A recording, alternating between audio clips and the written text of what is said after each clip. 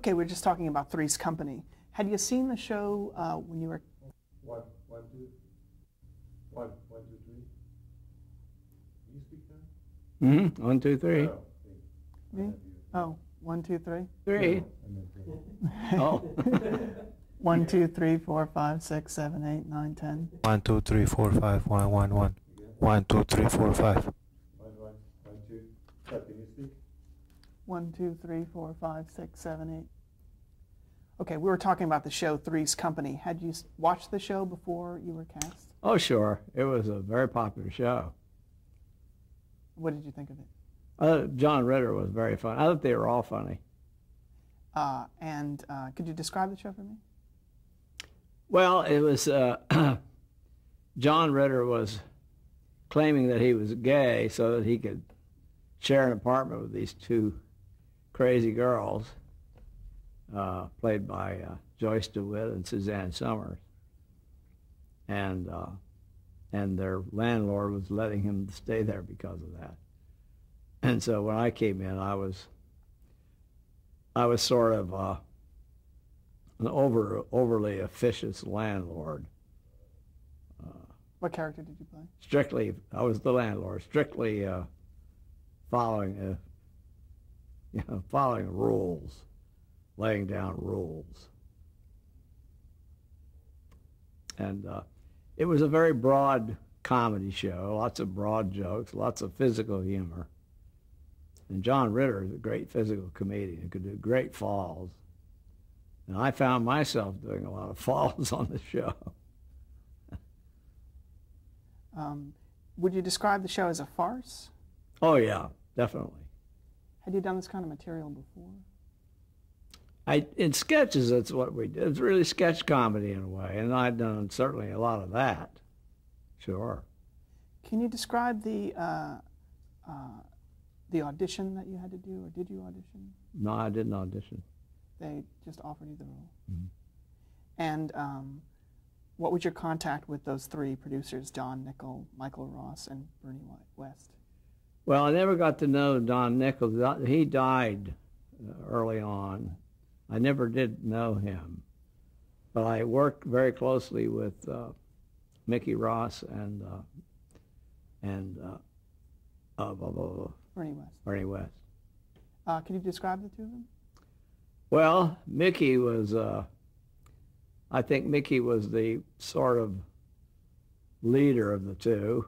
I think they were originally a comedy team at one time, if I remember right.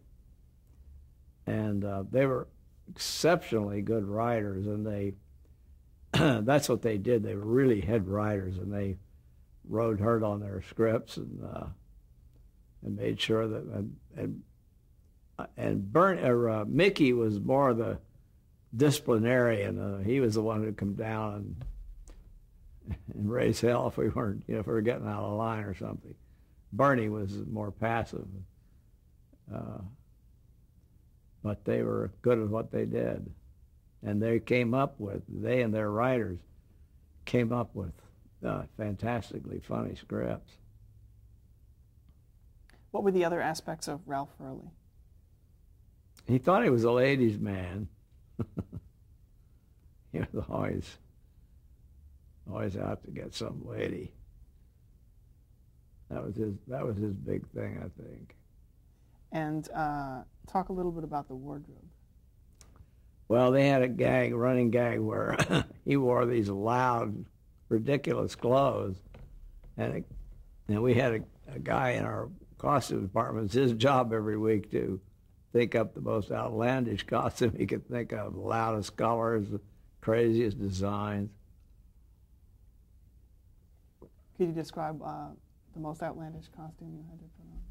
Oh, I don't know. They were all outlandish. Just real loud, bright blue or bright red or just ridiculous stuff.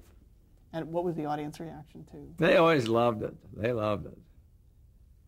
It was great to get a laugh just walking out in your wardrobe. Now, this was a three-camera studio audience show. Mm-hmm. So how did you adapt to that?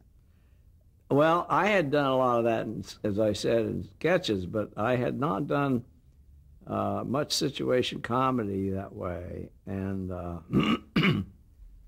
it took me a while to get used to it because you had to hit your marks all the time for the cameras and the lights, and be aware of the audience, be aware of the actors. I mean, you had a lot of things on your mind when you're doing one of those shows.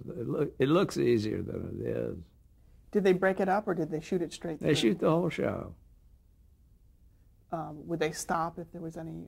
Oh, sure. If there was a big glaring mistake, they would stop tape. Were most of the episodes though run straight through to the end in the shooting? I'd say most of them, but there were times when we'd have problems. My very first appearance on the show, they wrote, my name was Ralph Furley in the show. They wrote Ralph Furley heavily, of course, the first time to establish his character. And about halfway through the show, I went up stone cold. I mean, I just suddenly didn't know what my next line was. I was so embarrassed because they had to stop the tape. You do that in front of an audience, it's kind of embarrassing. They'd usually say, "There's been a technical problem." Technical problem was my brain. So how long did it take you to get used to doing it? Oh, I don't remember, but after a while I got so it seemed easy. Now, did you do a dress rehearsal? Oh, yeah. And was that in front of an audience? No.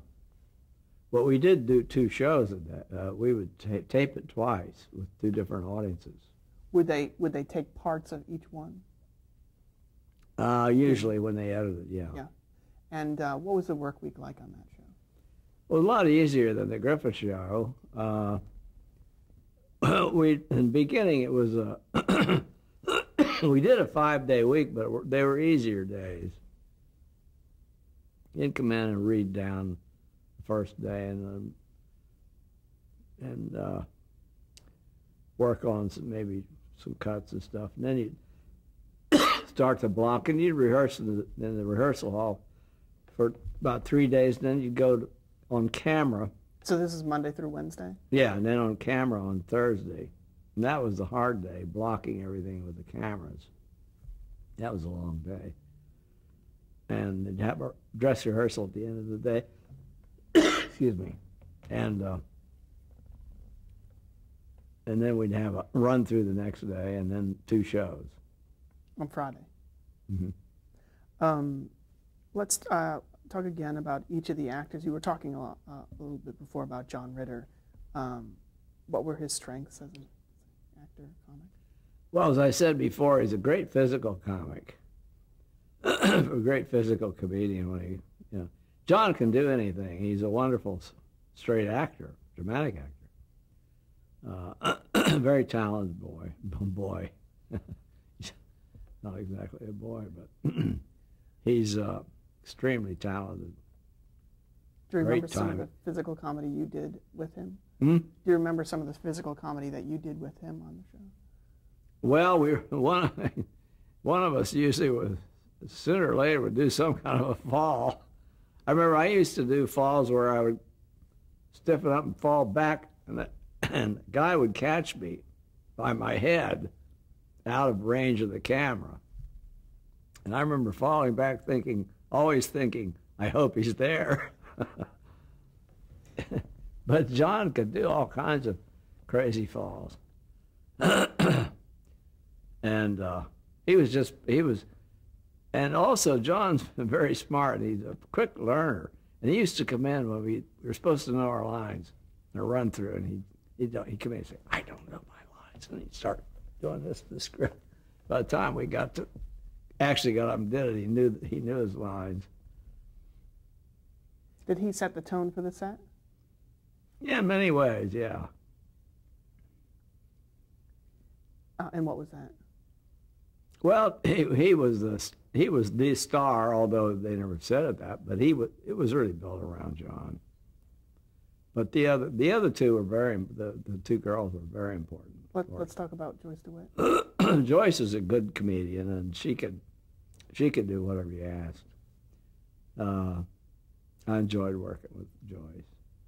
And her character and Mr. Furley, toward the end especially, had a lot of scenes together and a lot of. We always did. Yeah. We worked together a lot. Yeah, very dependable lady to work with.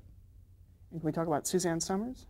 Well, Suzanne was with the show the first season I was there. The second season, she had some kind of a dispute with management, and she left the show. And then they had to bring in a replacement. They brought in two ladies. They brought in Priscilla Barnes, she was really, I guess, the replacement. But they had Jenny Lee Harrison was the other girl they brought in. Can we talk about the talents of each of the three and what they brought, starting with Suzanne Summers? Well, Suzanne played the real dumb lady with all the dumb jokes they gave her. I remember when she first left, they decided to try me on some of the dumb jokes. They were surprised that they worked. But she was the great sort of dumb blonde type. And so when she left the show, some of the lines intended for her character were given to you. Yeah. But she was very funny, her character. And Joyce was supposed to be a little more down to earth, but I think Joyce could play straight too, whereas Suzanne couldn't. Her character couldn't play straight. But when Joyce and I would do the scene together, she'd play straight to me usually.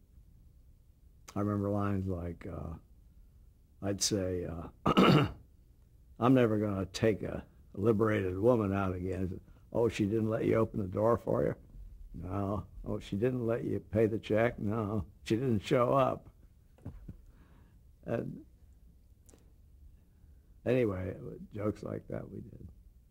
Talk about Jenny Lee Harrison. Jenny Lee was just, another goofy one. And Priscilla Barnes was, I don't think Priscilla played the goofy so much. I don't know how to describe Priscilla. She was very funny and very good, but it's hard to describe her character. She was very pretty, beautiful woman. Can we talk about one other actor, Richard Klein? Oh, Richard was played the friend of John, and he was another dependable actor who could give you whatever you needed. Getting back just for a minute on Suzanne Summers' departure from the series, was there ever tension on the set that you recall? I mean, I think she still was on the series for a little while, doing short scenes. Were those shot separately, or? I think they did do one or like two separately, but I don't remember. But there was tension on the set when she left. It was very disruptive at first, but as time went on, it smoothed out. Was it hard to break in Jenny Lee Harrison immediately replacing her? I don't remember. Can we talk about on one episode, Norman Fell and Audra Lindley guest starred? Yeah. Do you remember that episode of working with Don't them? remember the episode, but I do remember them coming back and doing one. Norman was a lot of fun. Had you worked with them before? Or was it Never had. First time? Yeah. What were your impressions of Audra Lindley? I don't remember her too well. I remember Norman better. And he cracked me up, I remember. Any specific examples? No, I just remember, thinking he was funny. Do you remember any favorite episodes from the series? Oh, the episodes are harder to remember because they were all, as I said, it was like sketch comedy. We didn't have great stories, you might say. It's hard to recall. I remember one of the falls I remember I had to do was when we had some reason we were in a funeral parlor, and I came, somebody, whether it was John or whoever it was, laid down in this casket and went to sleep. It wasn't one of somebody laid down. I came in and saw this dead person lying there, and then he woke up, and I remember doing one of those falls where I fainted dead away.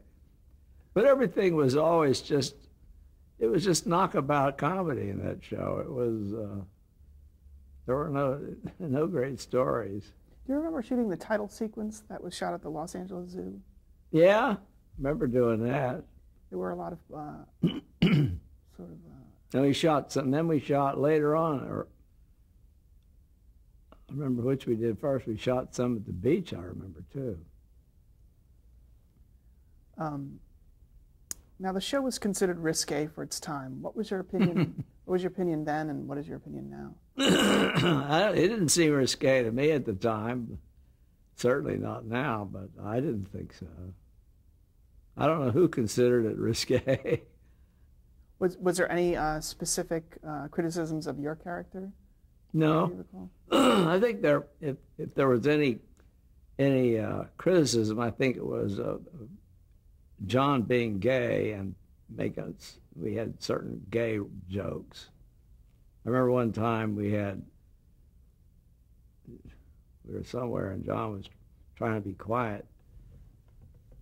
And we were out by some bushes and he went like this, trying to let me know that there was somebody, I think whoever was after us was hiding there. And he went, and I went, "You gotta be kidding." Anyway, but yeah, I didn't think it was a risque show at all. Why do you think the show was so popular? Well, it was well written in terms of comedy. It was very funny. And I think the people performing it were very good. Do you remember some of the writers? I remember the writers there as well. I didn't sit with them. I didn't work with them. The last thing I want to ask you about is Dave Powers, the director. Oh, yeah, Dave was great. What were his strengths as a director? Yeah, all the actors liked Dave Powers because, in that kind of a show, they used to, after you'd work all day, you'd tape in front of an audience, then you'd take notes and make changes, and then tape it again in front of another audience. And then then they'd run everything, and they'd say, "Oh, we didn't get this, or we didn't get that," and you'd have to stay for retakes. And some of the shows would stay on all night, practically. But Dave, he had to be a glaring mistake for him to do a retake. It was usually, "Go home, boys." It was just, everybody loved him. So they'd yell, "But there was a mic in the shot." He'd say, "I don't care, let's go." But he was also a lot of fun. And when I first went on the show, there was no such thing as cue cards or teleprompters on that kind of show. You had to memorize your lines. And I'd been filled in on Dave, so I decided to have some fun the first day. I came in and we read, and Dave was over there working on something, getting ready to run us through something. And I told everybody what I was going to do. They were all watching. I went over, I said, "Dave, they told you about my getting the teleprompter, didn't they?" He said, "What?" I said, they told you I'd be using a teleprompter, didn't they? It's part of my deal." His face, all the blood went out. He said, "No, I wasn't informed about this." He was really upset. Pretty soon I fell down laughing. He said, "I'm going to have trouble with you, I can see that." Do you remember shooting the final episode? Not really. Why did the show end? Well, Mickey said that he felt they just ran out of ideas. I was with the show 5 seasons, and they had been on, I think, 2 or 2.5 seasons before I came on. And he felt that they had done everything they could do. So was it his decision to end the show, do you think? Yeah, because it was a hit. And ABC wanted to, sure, they would like it to continue. What do you think Bernie West's opinion was? Well, Bernie and Mickey were, they agreed on everything. All right, now I want to talk about the TV movie Return to Mayberry. This was the reunion special in 1986. What do you recall about shooting that? Well, that was a lot of fun. It was fun to get everybody together again. We were all quite a bit older, of course. We shot that on location up in Los Olivos, up above Santa Barbara, or near Solvang. And we spent 5 weeks shooting it, and it was a great experience and fun. And Bob Sweeney directed again, and I remember when we finished, Bob said, "I think we did a good thing here," and it was quite successful. Had you kept in touch with most of the actors? Was there anybody that you hadn't seen in a while? No, we stayed pretty much in touch. Yeah. What was it like to work with a grown-up Ronnie Howard? Yeah, that was new. He was maybe the biggest transition, I guess. Yeah. Did you share any scenes with him? I remember George Lindsay once said, "We call him Mr. Howard now," since he became a director. What happened to Barney Fife on that show? Well, I think Barney, as I remember, was trying to run for sheriff. He said, "I can't remember these things too well." That's right. Yeah. And marries Betty Lynn. Yeah, gets married finally. He and Thelma Lou finally got married. What was it like working with Betty Lynn again? Oh, it was great. And Andy Griffith? Well, it was like old times. He was having a ball, and we just had a great time. What was it like getting on that sheriff's uniform again? It felt kind of strange after all those years. Why didn't Frances Bavier appear on that? Do you know why? I don't think she was living then. I think she was alive at that time. Maybe she was ill. She might have been ill then. Yeah. Now, what did you think of the courthouse recreation? They had to build all that again. Oh, well, it was close. It wasn't, it wasn't exactly, but they did what they could up there. I mean, we were working under, and they're trying to build an indoor set on an outdoor location. It was, it was tough. How was that show received? Great. Did well. It's been run, I don't know how many times, dozens of times. Did you do any other reunion shows after that? We did one that we called a reunion show. It wasn't really. We went to North Carolina and did a sort of a reunion show with a bunch of us. But we didn't do a story or anything. Was it interviews? Yeah. You worked again with Andy Griffith on the series Matlock. How did that come about? Well, he just decided to try me out as a, sort of a regular on the show. And it was okay, but I don't think I wasn't on it that much because the stuff that we had done together was, strictly comedy, and Matlock was not a comedy show. There was only so much we could do. You couldn't go too far. You couldn't do too much like that. So it was okay, but it was nice of Andy to hire me and stuff, but it was Do just you remember what character you played? Yeah, I played a next-door neighbor, but his name is Les, I think. Now, in the 90s, you appeared on the show Step by Step with Suzanne Somers. Yeah. What was it like to do that? That was fun. That was fun. I hadn't done one of those in so long. Do you know if she requested you, or do you know how you? No, she didn't. I don't think so. But we got along good. Recently, you were in a feature film that got a lot of attention. Could you talk about working on Pleasantville? Pleasantville, yeah, for Gary Ross. That was quite an experience.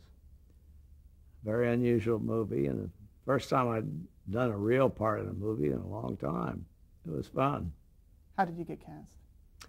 Well, I didn't know Gary Ross, but he called me one day, asked me to come over to his office, told me about this thing, about this part. And then he asked me if I would mind coming in to read for it. I said, fine. And I did. And waited a few months, and finally he called me to do it. Did you do it in costume, or you just read? No, I just did it in the office. I think they did, as I remember, they did have a TV camera of some kind, but it wasn't a real, no. Yeah, it was really just a reading. What role did you play? Well, I played a guy, the television repairman who had some mystical powers who could get these people into a television show that they had been watching, and that was really the character. Could you describe the two young actors you worked with, Tobey Maguire and Reese Witherspoon? They were good, weren't they? They were wonderful. Yeah, Toby's a good actor, and she's fantastic. And could you describe Gary Ross for me? Well, Gary is obviously a very imaginative person to think up a movie like that, and some of the movies that he had written ahead of that. But this was his first directing job, and he was a tough director because he wanted everything just right, man. I mean, you had to do everything at least 100 times. I don't know how many takes he made on everything, but he was a tough taskmaster. And he was not a nice guy. I don't mean that. He was just very meticulous. All right, I just want to ask a few summing up questions. Can you